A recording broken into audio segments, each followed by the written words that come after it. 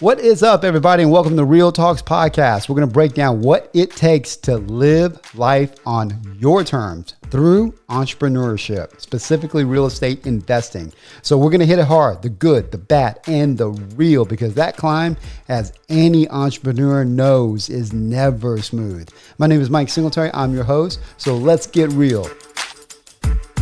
What is up? Welcome to another week of REIL Talks. I'm super excited about our guest today. We have been a part of a couple of groups together, and I know that he's doing some really big things up in Central California. So Jason Pritchard is a former sales manager and a corporate employee turned real estate entrepreneur. He has completed over 400 flips and wholesale deals since 2015. Super impressive. And currently owns a rental portfolio of over 100 units in Central California. So, man, that is unbelievably impressive. Jason, welcome on, buddy. Thanks for having me on, bro. I love doing these shows, man. I'm excited to talk to you. This one's been on my calendar for a little bit now, so I'm excited to jump into it. Awesome, man. So, listen, I'm looking at your resume. I kind of did a little search on LinkedIn. You're owner of Marathon Rental Properties, team leader of Clayson Group at Iron Key Real Estate, owner of Pinnacle Investments, program consultant at Build Better Communities. I mean, they all show like it's still active. Are you still doing all those? Yeah, for the most part, all of those things are good. The only thing that we've changed out is we've transitioned away on the agent side of the business. So we're not really doing much of that. We're focusing more on the investing. We still have lots of options to work with agents that want to grow their investing business, but like most investors that get licensed, they realize it's easier and more money on the investing side than it is on the agent side. So we transitioned away from that a little while ago. When did you do that? Oh God, maybe 4 or 5 years ago. It's funny. Okay. LinkedIn is probably the least updated of the things that I use. All my other social is on there too. So no, it's all good, man. I mean, we still have our agent hat on. We've switched brokerages to Real Broker, and now we're really focused on helping agents that want to invest in real estate create long-term wealth, build their rental portfolios, do some of the things that they're not being taught in their typical brokerage setting, on top of all of our core business, doing deals, all the stuff that we're actively doing every day. Yeah, that's super awesome because, there's like this weird love-hate thing that investors and agents have with each other. And it's just really about understanding, because we're talking two different languages, but with the same medium to a certain degree, right? How do you help agents kind of bridge that gap? Is it just education? Is it something else? Yeah. I think a lot of it is just education, and it starts with self-awareness. I mean, I flipped probably almost 100 houses before I got my agent's license in 2018. And I always thought that it was weird that more agents and real estate professionals don't actually invest in real estate. They just help their clients do it, right? And so I think it's first overcoming some of the fear of the unknown. Your typical brokerage model, your broker's not training you on how to do some of the stuff that we're doing, which makes sense because they usually are not getting paid off of those types of transactions anyways. So, there's always going to be some steering in the direction of kind of doing listings and helping buyers. And it is what it is. And so I think it's creating awareness that, what I do and what high performing agents do, there's a lot of overlap there. And it's just understanding and viewing opportunities through a different lens. So we want to coach agents up to see that usually they're looking for the very best listings in the nice neighborhoods, high price points, and they pass over those beat up houses, those ones that, we all know as investors are where the real money is made, right? They typically don't want to list those because, the commissions are smaller. They're getting called from every investor in town. There's a lot of work for very little financial reward on the end. And I think it's just becoming aware that those are real opportunities too, and then giving them the tools and the skills to kind of help them take advantage of them when they pop up into their system. Yeah, that's so money, man. I mean, like for our product, we have a done for you, cold calling lead gen service for our clients, that's good for us. But the people that crush it, that do the best, are that agent investor combo, right? Yep. You can't, because you get most of our leads are, hey, I want to sell, but I don't want to sell at a cash price, right? So the ability to monetize it. And I tell investors, like, man, you got to have somebody either in-house or you're working with to, get a listing out of that just to pay your marketing overhead. That's exactly how we do it, dude. Yes. I mean, I think for us, we're generating so many leads. And like you said, I saw you post something on Facebook recently where it's like anybody can close the leads that just lay down for you. It doesn't take any skill set to do that. but it really takes a true sales professional and somebody that has lots of different tools in their toolbox to be able to properly diagnose a problem. And then we call it saying, here's all the different options at your disposal. These are the pros and cons of a cash offer. These are pros and cons of a listing. These are pros and cons of something creative, right? Here's all three. You're the captain of the ship, Mr. Seller. You just tell me where we're pointing and I'll get us there, right? And so you just lay those options out and you're just going to convert more opportunities and more business. So I think for me, I am not, even if it was somebody close to me, friends, family, or whatever, I'm not the guy to call to list your property. You know what I mean? I'm probably not going to be very good at it, right? Yeah. I have lots of people on my team that can help with that. And you are absolutely leaving money on the table if you're an investor and not converting those opportunities, or if you're an agent and you're just passing by all the investment opportunities and just teeing them up. I mean, I'll buy them and I get calls from agents all the time, but I want to empower them to be able to look and see if they can take some of those things down themselves. That's awesome, brother. Awesome. I know community building is a big deal with you, and I know that you kind of partner up with a couple guys over there. Talk to me about that, man. What are you guys building over there? Yeah. I mean, I started doing events and small meetups maybe 5 or 6 years ago. When I first got into the business coming from corporate America, I had no network. I did not have any prior relationships. I knew nothing about real estate. So one of the things they always tell you when you start out is attend all of the REIA meetings and the meetups and just try to meet as many people as you can. And I did that. And I started to notice very quickly that when I would attend those events, it's typically one person up there. They just kind of shoot from the hip for 15 or 20 minutes. And then it's like, bring me all your deals, bring me all your opportunities. There's no real value being provided, right? And so I had an opportunity to take over a group that was kind of floundering like 6 years ago. And I really went into it thinking like, let me just provide as much value as I can to the people that show up. In my head, I was like, none of this stuff is secret because I already figured this stuff out just by going on the internet, listening to podcasts, doing it. So how can any of this be proprietary? Let me just share as much as I can and then we'll see what happens, right? And really take that go-giver approach and mentality and apply it towards that thing. And we grew very quickly. At first it was, 10 or 12 of us in a room, then it was 30 or 40, then it was 100. Now we get 250 to 300 people that show up every single time we put a free event on. And 2 years ago, we decided to, I'll say, combine forces with a couple other investors out here that, Stratton Brown and Dean Rogers, who were kind of doing similar things in the market. And we were very friendly with each other. We all owned and operated our separate and individual businesses, but we just didn't feel like it made sense for us to have, I don't want to say competing events, but sometimes it would conflict. Like I would do something and it would happen on one weekend and then Dean or Stratton would do something the following weekend. And it didn't really make sense to have things that close. And so we said 2 years ago, hey, let's just combine our efforts. We'll get further faster by the three of us working together. And it's really grown into something that I don't know any of us expected. 2 years ago, we did a huge event out here with Pace and Jamil. We had over 600 people attend that in person. We did another big live event with Carlos Reyes and Michael Zuber last year. And then this year, we're doing our first 2-day Deal Champ Summit, April 19th and 20th here in Fresno, California. They got a really cool venue. We've got a crazy lineup of speakers. And the idea is just to provide as much value as we can. It's not going to be a pitch fest and lots of stuff being sold. It's just, hey, come try to get as many useful resources as you can for your business. And we found as we continue to positively impact our community, that benefit just ripples out. And the universe always delivers value. It always comes full circle, man. That's what it's been proven to me when you take an abundance mindset to stuff like this. Dude, that's 100%, man. And it's so cool that you had that mindset with your so-called competitors, right? Because you could easily be the opposite. And you see that a lot where you think you're competing, but just to your point, because you combine forces, things are gravitating to you. And if you guys are out there and you don't host a REIA or anything like that, it's just like hosting a party, right? When you're the host of things automatically gravitate to you, especially if you give them off the right energy.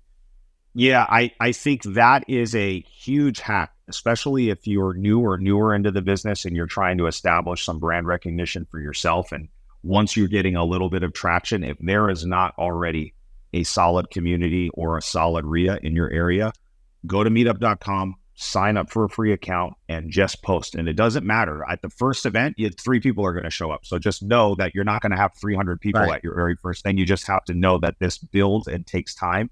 and it's something that you have to invest in over years. But it's the amount of positive things that have come full circle with me. I mean, great access to private money lending, JV opportunities, deals. I mean, there's all of this cool stuff that happens when you're a leader in that type of thing. And so start the community if there isn't one already in your market. Let me ask you this. How much time do you have to put into that a month? Well, with the three of us now, we have one weekly call, and we are constantly planning, and our schedule's a little bit different, obviously, you know what I mean? Because we're now, doing our local events, and we're trying to kind of expand and reach out to other places in California. So Central California, we can go 2 hours in any direction, and we invest, and a lot of people know us, so we can put events there. And now we're focusing on kind of taking the show on the road, for the lack of a better word.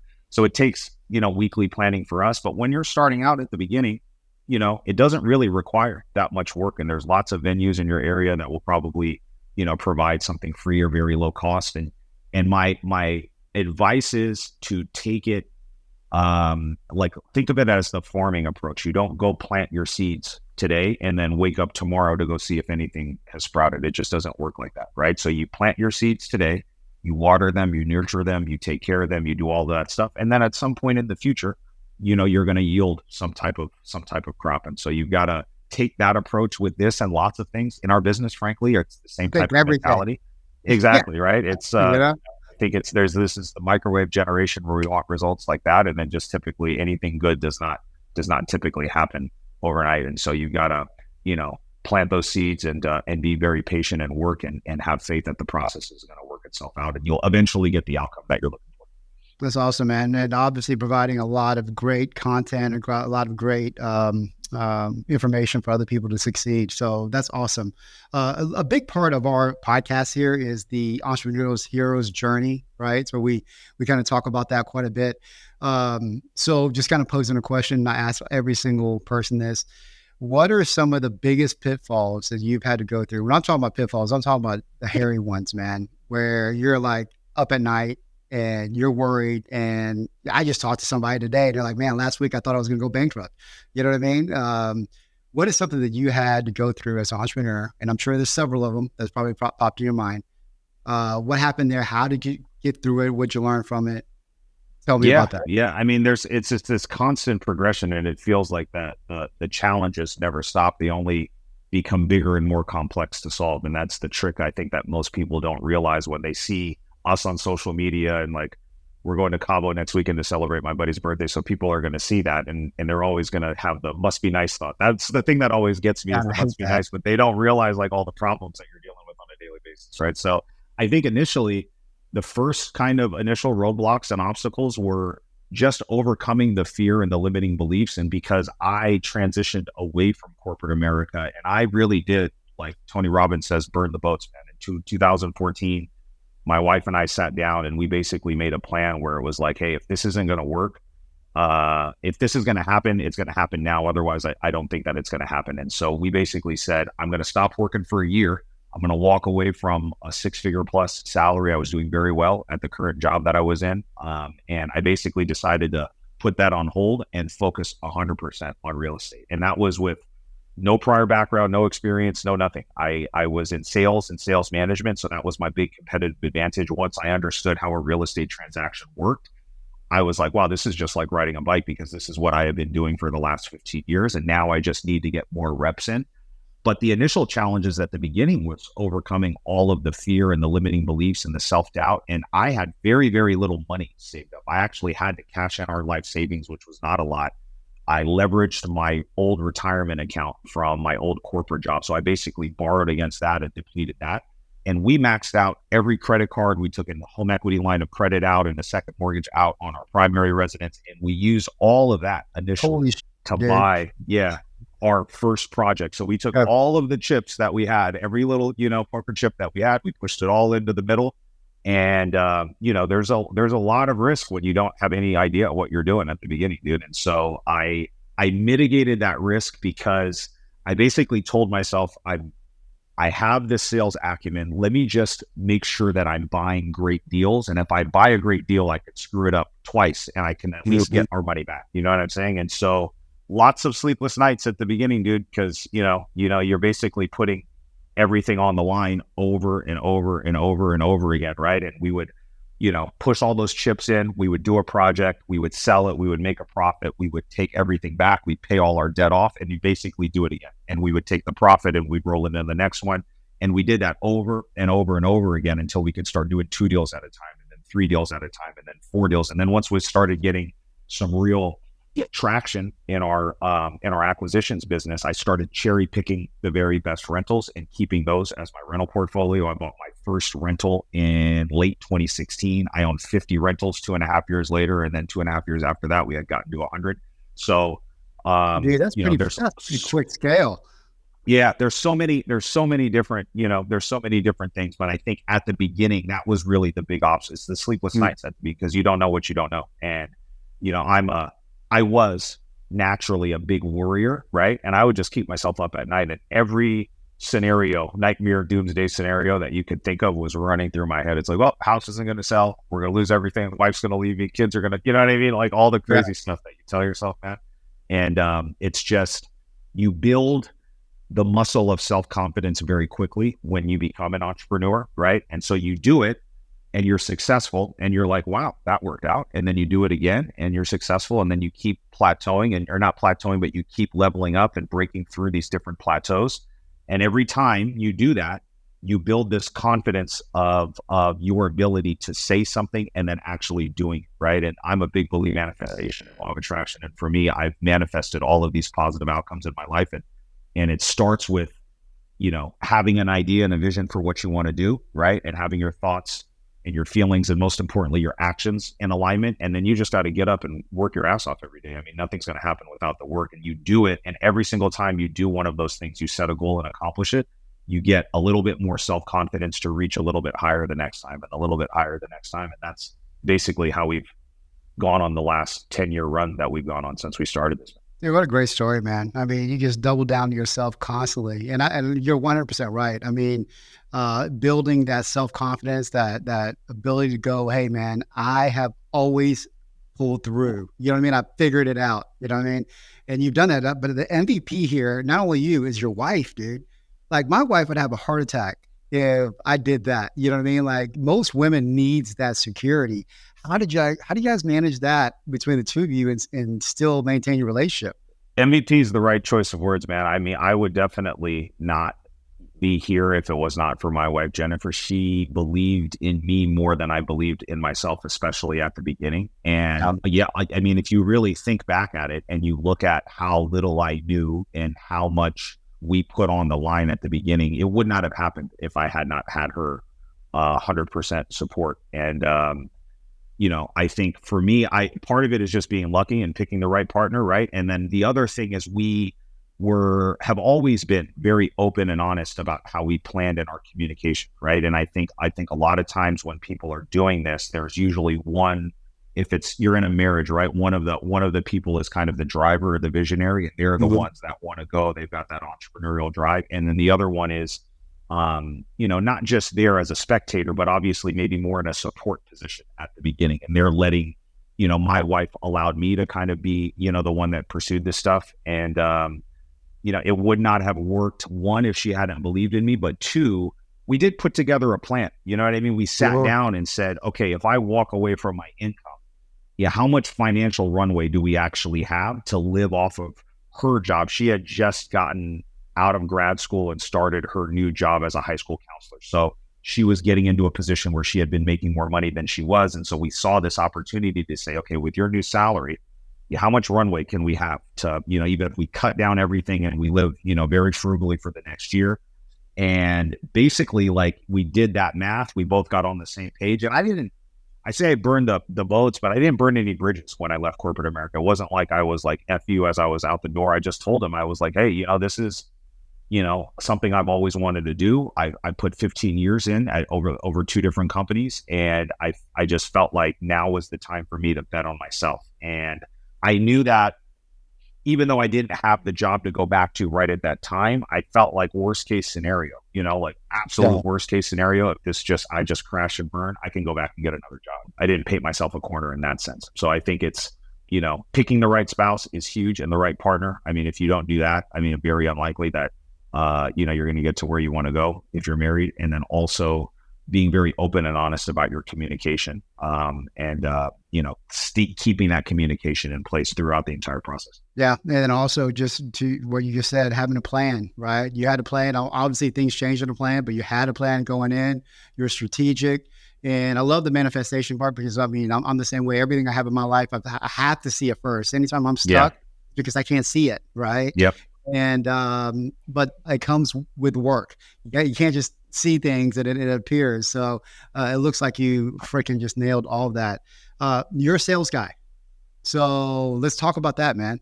Yeah. You know what I mean? What does your team look like right now? So we have outside of myself, we've got 10 people total. Okay. So we've got a director of acquisitions, and then we've got 4 people that work directly under him. Those are all virtual team members. So my director of acquisitions is here in person. He's in the office next door. And then we've got 4 virtual team members that are doing our cold calling, our lead intake, our lead follow-up, and then basically setting up appointments for him to go out and close or either making offers over the phone.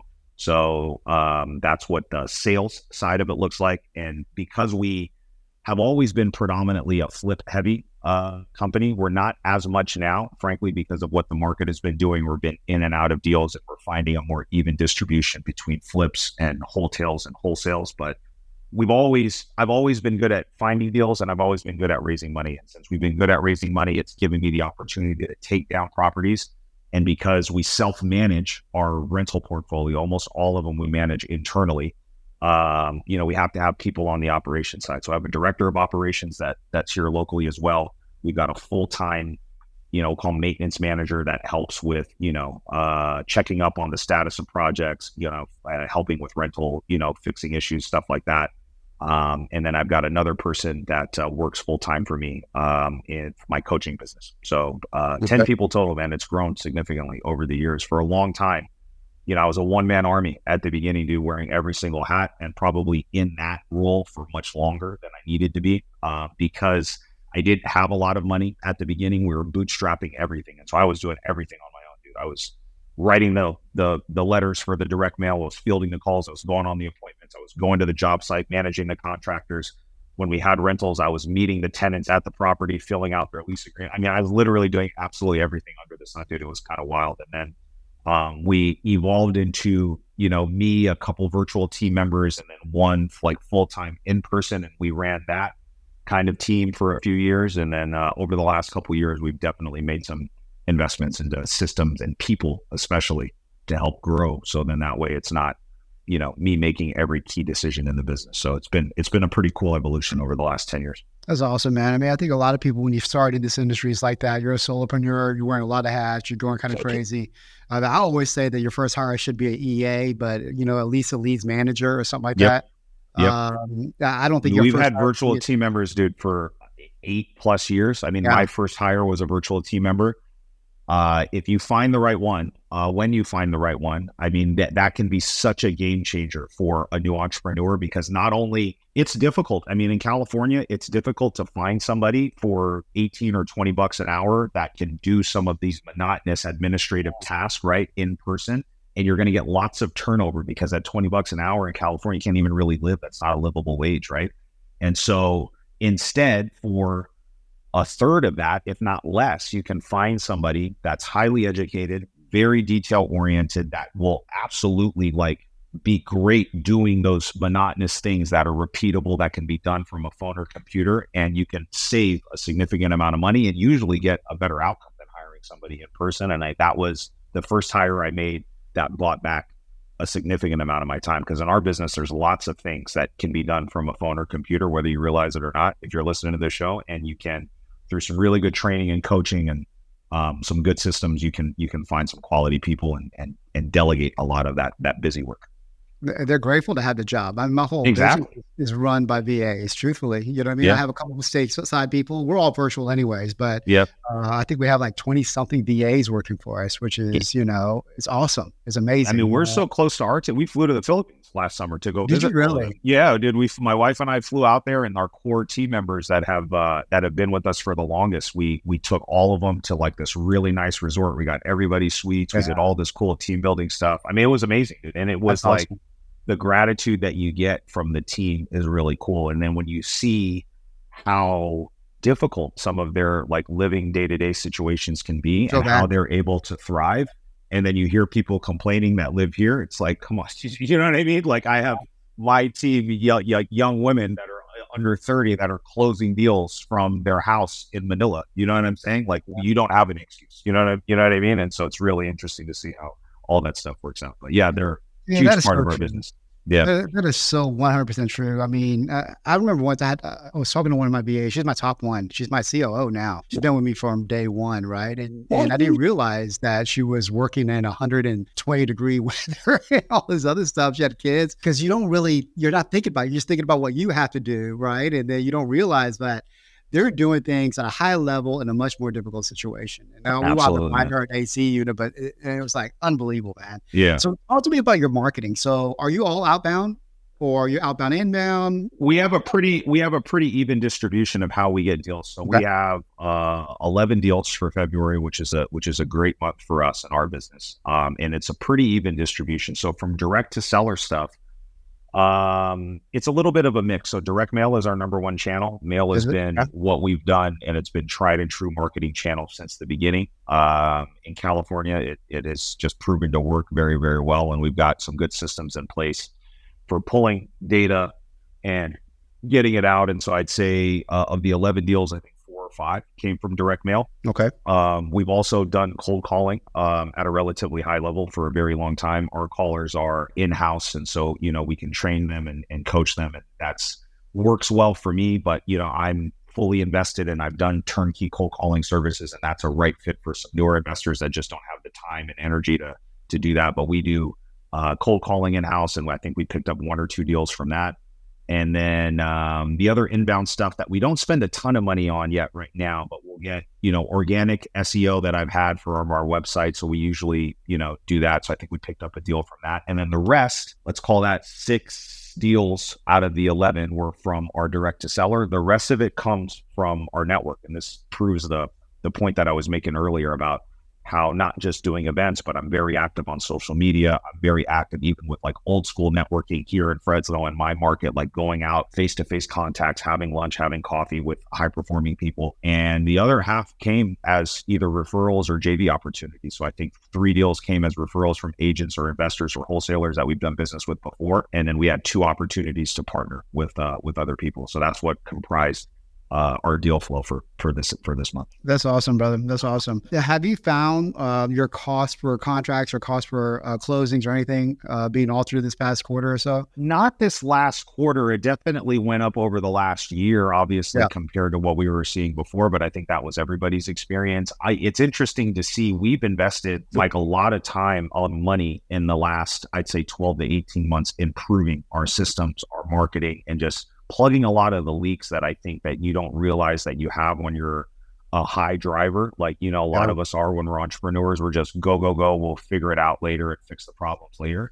So we have simultaneously kind of been able to grow the team and implement some new systems while becoming more efficient, because a lot of the people that I've hired are people that I've brought in to help plug some of those leaks on the operational side, right? So the acquisition side was already kind of dialed, and we're still kind of dialing it in, but we've brought some operational people in, both on our accounting team and just, overall operations to help identify, some leaks in our marketing and our spend and some of the other things where we're just kind of being redundant, sending out the same list over and over again without cycling things out and having a little bit of a better system in place to make sure we're being as efficient as we can be and maximizing our marketing dollars. So I haven't seen an increase. If anything, we're going the opposite direction, and we're improving because our processes have gotten better, especially how we're managing our marketing dollar and our spend. That's awesome. So what I'm hearing is like the biggest leaks was how to market more efficiently. Was that correct? Yeah. So like mail is for sure our number one line item on our P&L every single month for marketing expense, right? So we're spending a lot of money on marketing. So here's an example of like leaks that we had with our direct mail campaign.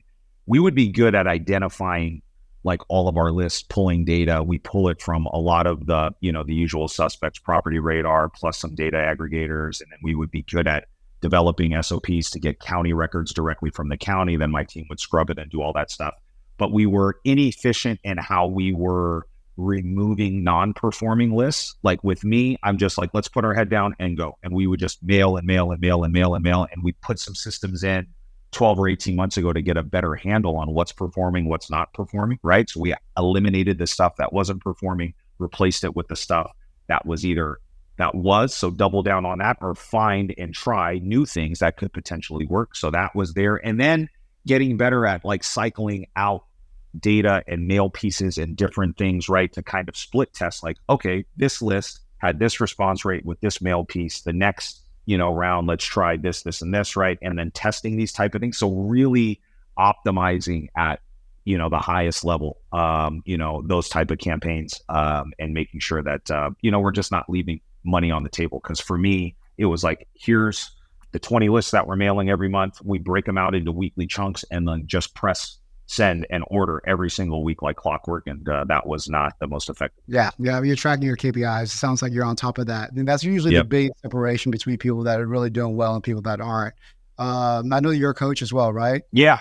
We, I think with the meetups and all the other things that we've been doing, it naturally leads to people kind of engaging. When I'm so active on social media, people are like, hey, I'd love to, figure out what you're doing. Do you do mentoring? Do you do that? We officially started doing a coaching program in April of last year. So we're going on 12 months with that. It's been a great experience for me. I always have gotten a charge out of transferring the things that I've found to be very impactful in my life and business to other people and then getting it to stick, right? I really feel like my life fundamentally changed when I decided to make this decision to bet on myself and get this business. And it really feels like I'm living my dream life, right? I'm not exaggerating that. You know what I mean? Like today, I'm doing exactly what I want to do with exactly the people that I want to be. I'm not being forced or told to be anywhere. We make more money than I've ever thought that we make. And we're doing all of this cool stuff that, I always wanted to do when I was sitting in my office back in corporate America.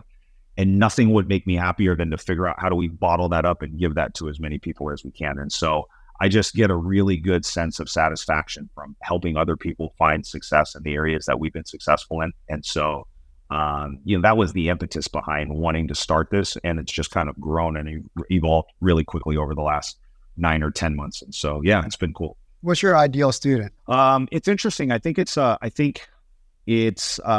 little bit fluid. So I think the people that are finding the most success in a shorter period of time are the people that were like me 5 or 6 years ago, right? They were 1 or 2 person operations. They have some traction.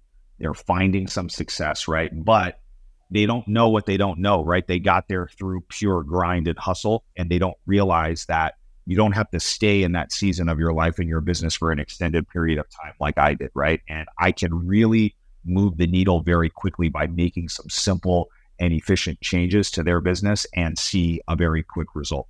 So I think those are the students that typically get the fastest result. But we also have a couple students that first started out when we launched in April that literally had no experience, right? And I tell them from the beginning, in this program and myself and my team, we're not doing the work for it. So, this is not some magic button or easy button that you press and that all of a sudden, just because you sign up, you're going to be a successful investor in 90 days. If it's exactly the opposite, especially if you're brand new and you don't know anything about real estate like when I started.